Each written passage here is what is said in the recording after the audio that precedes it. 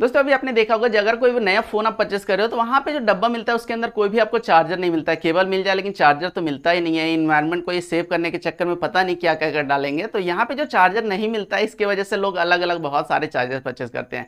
लेकिन यहाँ पे ये चार्जर अलग से परचेस करना भी आपके लिए डेंजर हो सकता है। किस कंडीशन में डेंजर हो सकता है चलिए बताते हैं आपको।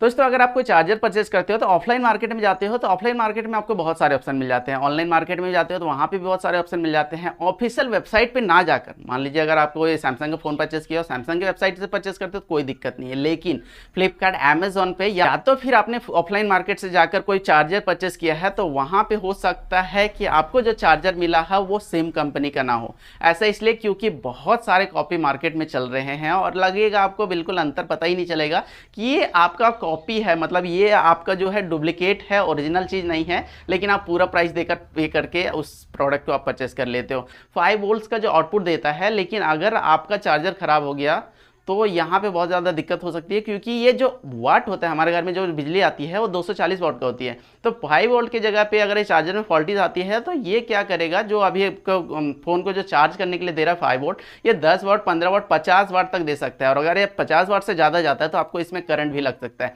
तो ये बहुत सारे चार्जर्स में देखे जा रहे हैं कि छोटा मोटा झटका लगता है, लोग सोचते हैं यार ऐसे ही होगा, लेकिन ये बहुत ज़्यादा हार्मफुल है आपके फ़ोन के लिए। अगर ऐसा कोई करंट लग रहा है आपको तो तुरंत उस चार्जर को रिप्लेस कीजिए। बहुत ज़्यादा सस्ते होते हैं और सस्ते होने की वजह से इसमें अच्छे कंपोनेंट नहीं लगे होते, जिसकी वजह से ये शॉर्ट्स करते हैं। अगर उस चार्जर में कोई दिक्कत आती है तो अगर आपको 5 वोल्ट की जगह 50 वाट का चार्जर आपको सप्लाई कर रहा है तो उससे आपका फ़ोन जल सकता है, फट सकता है, उसके अलावा आपको करंट भी लग सकता है। आप सोचिए अगर 240 वाट का अगर आपको डायरेक्टली आउटपुट दे देता है आपका चार्जर, किसी वजह से, किसी कारण से आपका कंपोनेंट खराब हो गया, चार्जर का आउटपुट ज़्यादा दे रहा है, तो उसमें आपका क्या हादसा हो सकता है। चार्जर के पिन को डायरेक्टली आप छूते हो और डायरेक्टली छूने के बाद में आपको करंट नहीं लगता, लेकिन अगर आपका चार्जर खराब है तो आपको करंट लग सकता है, आपका फ़ोन फट सकता है। ये बहुत सारी चीज़ें हो सकती है। तो आपको अगर कोई चार्जर परचेस करने जाते हो तो अगर आप देखते हो कि ब्रांड का चार्जर हमको लेना है, डायरेक्टली उसके ऑफिशियल वेबसाइट से परचेस कीजिए। ऑफलाइन मार्केट में भी कॉपी मिल रहा है, उसके अलावा जो भी अमेजॉन, फ्लिपकार्ट है यहाँ पे भी कॉपी मिल रहा है। तो ये सारी चीज़ें आपको देखकर चार्जर परचेस करना चाहिए। और जो भी ब्रांड्स है उनसे भी कहना चाहेंगे कि भाई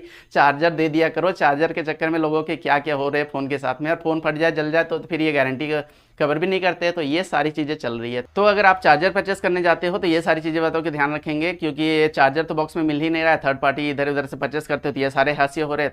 तो ले कहाँ से। तो ब्रांड्स को होना चाहिए कि चार्जर बॉक्स में दे दे एटलीस्ट। तो बस ये था एक छोटा सा वीडियो, होप कि आपके लिए हेल्पफुल रहा होगा। वीडियो को लाइक करिएगा, चैनल को सब्सक्राइब नहीं किया तो इसे सब्सक्राइब करिएगा। थैंक्स फॉर वॉचिंग, मिलते हैं तब तक के लिए, टेक केयर, बाय गाइस।